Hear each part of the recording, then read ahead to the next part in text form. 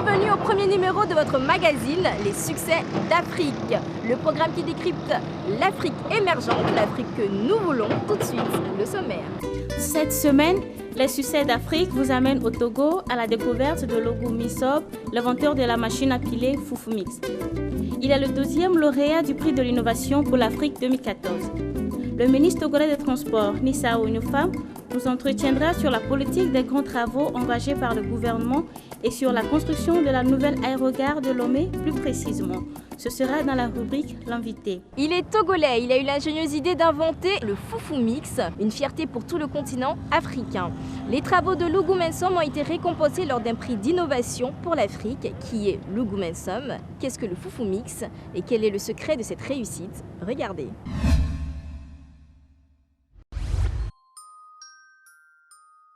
Je me nomme Logou Mensom.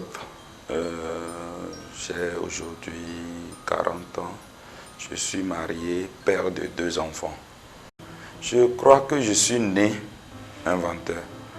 Et depuis le bas âge, mes réalisations, mes intérêts pour le domaine technologique sortaient déjà de l'ordinaire. Et mon feu père avait vite fait la remarque et il m'a encouragé dans ce sens. Du moment où, après mon BEPC, rapidement, il m'a inscrit dans une école technique. Alors, déjà en classe de seconde, j'avais déjà déposé quelques brevets. Et à la sortie, c'est-à-dire dès que j'ai eu le bac, j'avais déjà à mon actif 5 inventions brevetées. Ma maman me faisait mon plat préféré qui est le foufou. Mais on ne peut pas me faire le foufou seul, c'est à toute la famille. Donc je la vois souffrir sous le soleil en train de piler les ignames à l'aide du pilon et du mortier. On est une famille de 22 personnes, vous imaginez. Donc c'était la croix et la bannière.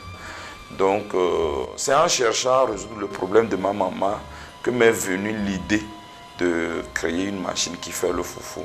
Ce n'est qu'à la longue, au fil des expériences que j'ai eu à parfaire la machine et aujourd'hui, elle est totalement parfaite.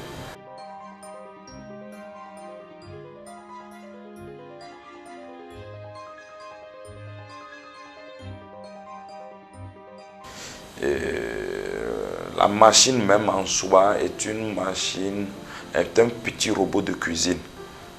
Dès que vous préparez votre igname, au lieu de le verser dans le mortier et de piler avec le pilon à la traditionnelle, avec tous les problèmes que vous connaissez, la sueur, les efforts dépensés, l'hygiène qui est difficile à maintenir, alors la machine à foufou, vous versez ça, les ignames dans la machine, et vous la fermez, vous lancez la machine, et en 4-5 minutes, votre foufou est prêt.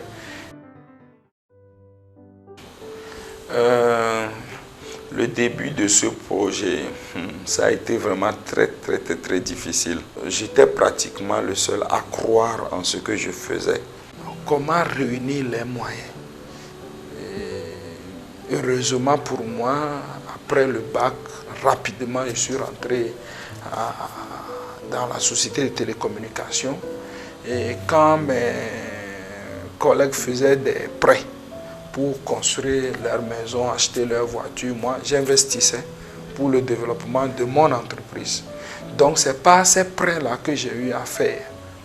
Au fil des ans, je fais un prêt, ça fait 3 ans on paie, je renouvelle, que j'ai construit petit à petit l'entreprise pour pouvoir mettre en place une unité de production qui puisse sortir la machine.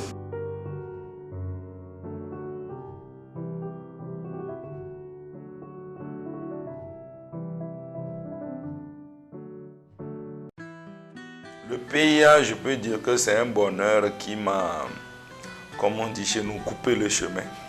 Et je l'ai attrapé et ça m'a propulsé un peu plus vers l'avant. On a fait connaissance entre nous, les 10 finalistes. Tout le monde a parlé de son invention. Personne ne déméritait. Quand j'ai pris connaissance des autres inventions, je me dis que avec ça là, est-ce que je pourrais prendre la première place? J'ai commencé à prier, j'ai dit, bon, si je pouvais garder la dernière place, c'est-à-dire des 3 là, ça devait beaucoup m'intéresser. Parce que vraiment, les 10 inventions étaient extraordinaires. Le jour de la proclamation, on était là. Et on a donné le dernier, comme on le fait souvent, le 3e d'abord. Et comme ce n'était pas mon nom, j'ai dit que bon, là c'est fini. Et le 2e maintenant, c'était mon nom. Et j'étais vraiment émerveillé. J'étais vraiment au bord des larmes de joie parce que ce n'était pas donné. C'était au cours d'une grande cérémonie. Et c'était quand même bien. Ce qui est intéressant dans ce prix, ce n'est pas la rémunération qui d'abord sort de l'ordinaire, 12 500 francs CFA. Ça c'est une bouffée d'oxygène. Hein. J'ai eu à beaucoup bénéficier de la communication que cette institution met autour de ce prix. Quand je vois un peu mon parcours et quand je vois ceux qui travaillent avec moi, quand je vois que nous sommes devenus une institution importante, on nous considère maintenant parmi les institutions du Togo et c'est ça qui fait ma fierté. Mes projets d'avenir, je crois que j'ai commencé à les réaliser déjà. J'ai couvert le marché du Togo et d'ici le mois prochain, nous serons présents au Bénin. Et s'il plaît à Dieu, avant la fin de l'année 2015, nous serons au Ghana. Et pour la Côte d'Ivoire, nous sommes en train d'envisager 2016. Si j'ai quelque chose à dire aux jeunes inventeurs aujourd'hui, c'est de ne jamais abandonner. Place à la revue des presses d'Afrique qui réussit sur le plan économique et socio-culturel.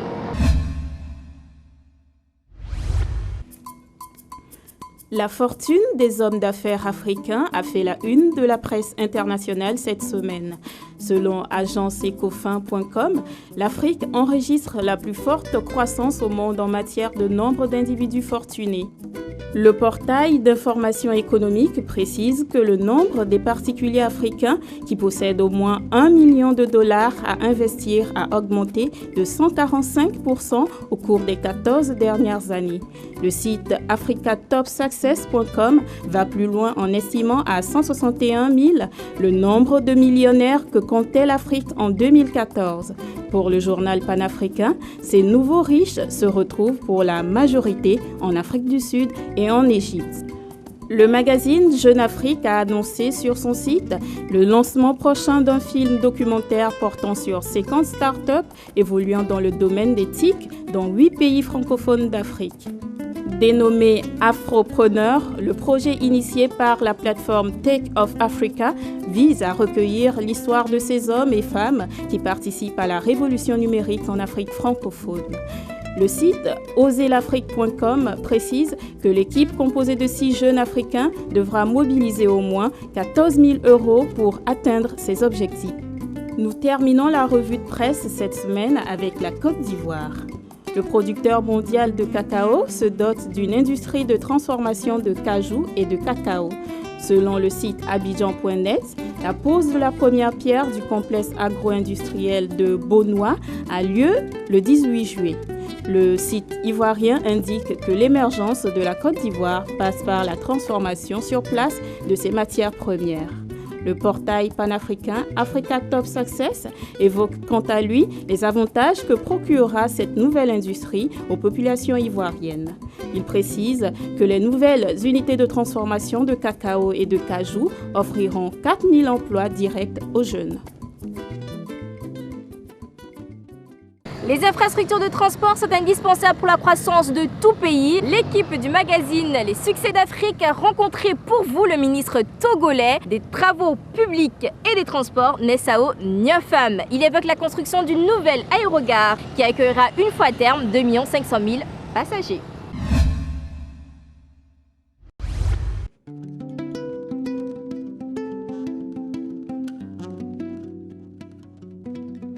Au sorti de la longue crise que le Togo a traversée, le gouvernement a élaboré, sous l'impulsion du chef de l'État, un vaste programme de réhabilitation des infrastructures économiques. Et ce programme repose essentiellement sur la réhabilitation, la construction des infrastructures de transport. Les travaux en réalité de la nouvelle aérogare s'inscrivent en fait dans ce programme et qui concerne surtout la réhabilitation, l'extension et la modernisation de l'aéroport international Gnassingbé Eyadema. C'est une aérogare qui est construite pour accueillir à terme, d'ici 5 à 10 ans, 2 500 000 passagers. Le Togo a cette particularité d'avoir un port en eau profonde. Et justement, dans le cadre de ce programme de développement des infrastructures de transport, il a été retenu la construction, l'extension du port autonome de Lomé à travers la construction de 2 nouveaux terminaux, un terminal avec un quai de 450 mètres et un terminal à conteneurs pour le transbordement avec un quai de 1050 mètres. Donc, vous comprenez qu'on ne peut pas avoir de bonnes routes, on ne peut pas avoir un port en eau profonde avec de telles infrastructures uniques dans la sous-région, je le dis, je le répète, et ne pas disposer d'un bon aéroport au moins, puisque les 3 composantes de transport sont intimement liées, imbriquées. On ne peut pas avoir l'un sans l'autre. Et donc c'est pour ça que le gouvernement a inscrit dans son programme la réalisation de l'ensemble de ces projets de transport. Et la visibilité, disons que, vous savez, le Togo est un pays de transit. Et pour un pays comme celui-là, il faut vraiment des infrastructures d'accueil dignes de ce nom. Donc, aujourd'hui, le Togo a la chance d'accueillir la compagnie sous-régionale Askai. Le Togo accueille de grandes compagnies aériennes telles que Air France, Ethiopian. Je crois que c'est un avantage de faire de la plateforme aéroportuaire du Togo l'une des premières destinations d'Afrique de l'Ouest. Au départ, donc, le projet était de 150 millions de dollars, c'est-à-dire environ 75 milliards de francs CFA. Ça, c'était pour la réhabilitation, l'extension et la construction d'une nouvelle aérogare avec et l'extension aussi de la zone fret. Le gouvernement a voulu profiter, n'est-ce pas, des excellentes relations qui lient le Togo à la Chine pour réhabiliter et étendre, allonger la piste de l'aéroport de Niamtougou. Donc, les discussions ont permis donc à notre partenaire, à la Chine, à travers China Exim Bank, d'obtenir un financement complémentaire pour procéder à l'allongement de la piste de l'aéroport international de Niamtougou en la portant à 3000 mètres réglementaires et en réhabilitant les chaussées, puis procéder à la clôture de l'ensemble du site. De plus, nous avons, dans le cadre de ce financement complémentaire, il est prévu la construction d'un nouveau pavillon présidentiel pour l'isoler des activités commerciales de la piste, en fait, de l'aérogare actuelle qui va accueillir le trafic commercial. Nous abordons les dernières parties de notre émission, les succès d'Afrique, en retraçant les faits marquants du mois écoulé et évidemment les événements à venir.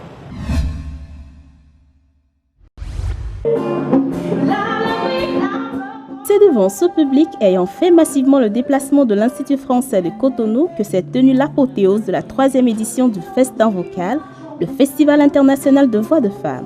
Face à la tendance des programmations et des effets vocaux que subissent les voix dans les studios d'enregistrement, le festin vocal se veut de corriger la donne par la valorisation de la voix naturelle de la femme africaine. Nous sommes envahis par la machine depuis quelque temps, le studio, de la programmation, de beaucoup d'effets, et puis on n'a plus le naturel. Et donc nous avons estimé que la voix étant le premier instrument, et il faudrait revaloriser, donner l'occasion à de nouvelles personnes, des gens qui veulent vraiment chanter, qui veulent se servir de leur voix, de pouvoir le faire à travers notre festival. Durant plus de 4 heures de spectacle, des griottes et artistes féminins venus du Nigeria, du Togo et du Bénin, munis de leurs instruments de musique, ont su valoriser une culture africaine dans sa diversité. Consciente des défis majeurs auxquels est confrontée l'Afrique, toutes ces artistes portaient presque le même message, l'éveil musical de la conscience sociopolitique. Je pense que le vrai problème est que les musiques de la conscience sociopolitique ne sont pas aussi populaires que la musique pop, les danses et autres. Et pour moi, c'est le nœud du problème. Je chante l'amour, les problèmes sociaux. C'est un festival de femmes, mais nous avons besoin de tels festivals pour nous perfectionner en tant que femmes. Pendant les 3 jours qu'a duré le festival, les artistes festivalières et le public de Cotonou ont aussi eu droit à des ateliers de formation en technique vocale et une communication sur le thème femmes et instruments de musique. Satisfaits de cette 3e édition, les organisateurs du festin vocal nous donnent rendez-vous l'année prochaine pour de nouvelles aventures.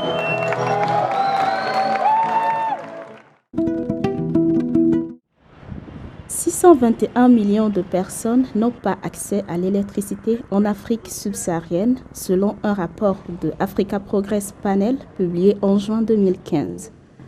À la dépendance énergétique s'ajoutent les conséquences du changement climatique qui menace l'Afrique. Trouver des alternatives aux énergies conventionnelles, polluantes et coûteuses, tel est le défi auquel le continent africain doit faire face pour assurer son développement économique tout en protégeant la nature. Equity Crowdfunding L'Afrique finance l'Afrique pourrait être la solution à la dépendance énergétique de l'Afrique subsaharienne. Initiée par la Société africaine des biocarburants et des énergies renouvelables SABER, en collaboration avec le conseiller en investissement financier Finance Utile, la nouvelle plateforme de financement participatif promeut et finance des projets d'énergie renouvelable sur le continent. Elle a pour objectif de permettre à l'Afrique de financer elle-même son propre modèle de développement économique adapté à ses réalités. Equity Crowdfunding donne ainsi l'occasion à la diaspora africaine ainsi qu'aux amis de l'Afrique de donner de l'énergie propre et renouvelable au continent en participant au financement des projets consultables sur la plateforme. Pour Tiernobo Cartol, PDG de Saber, l'avantage pour les investisseurs est double. Bon, l'intérêt d'abord, il est double. C'est un intérêt de participer au développement durable de son pays, mais aussi un intérêt de gagner de l'argent. Donc quelqu'un peut se dire, j'ai une épargne que j'ai gardée, ce que je veux, c'est non seulement de participer au développement ou donner l'énergie ou donner à manger à des personnes que je pense que je pourrais éventuellement à travers l'argent que j'ai de participer à cela, mais aussi d'avoir un retour sur investissement. Enthousiasmés, les yeux rivés sur les écrans, ces élèves venus de 3 établissements scolaires de la capitale togolaise se préparent à démontrer à leurs parents leur maîtrise de la technologie 3D. Pendant 5 jours, ils ont acquis de nouvelles expériences dans le cadre de la 3D Print Éducative Sommet en 2015. Chaque fois je parlais l'ordinateur, mon idée c'est jeux vidéo. Mais arrivé ici, j'ai appris que l'ordinateur est plus fin que ça. C'est pour ça que je remercie Summer Camp d'avoir organisé cette camp pour nous les jeunes, les enfants, d'apprendre à imprimer, à dessiner en dimension 3D. Initiée par l'incubateur WeLab, basé à Lomé, la formation permet à la vingtaine de participants de se familiariser à l'imprimante 3D.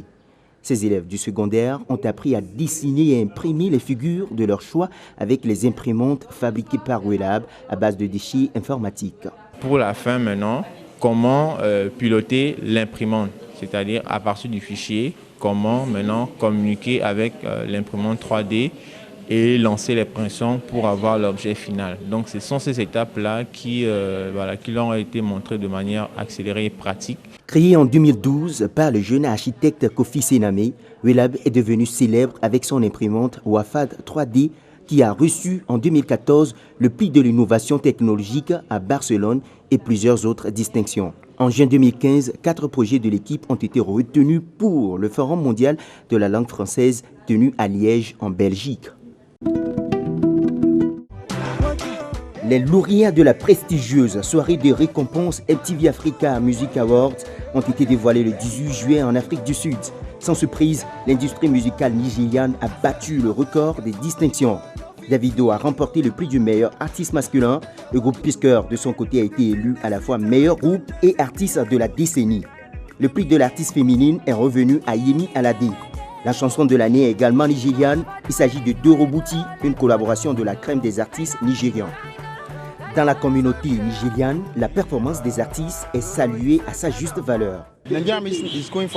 La musique nigériane évolue de nos jours. Elle est répandue partout en Afrique de l'Ouest. Le secret de notre musique réside dans le fait que les Nigérians sont créatifs et depuis le bas âge, ils aiment chanter. En Afrique de l'Ouest et même partout dans le monde, la musique nigériane est la meilleure. C'est pas la grâce de Dieu. Si vous voulez connaître le secret, vous devez venir au Nigeria pour vous informer.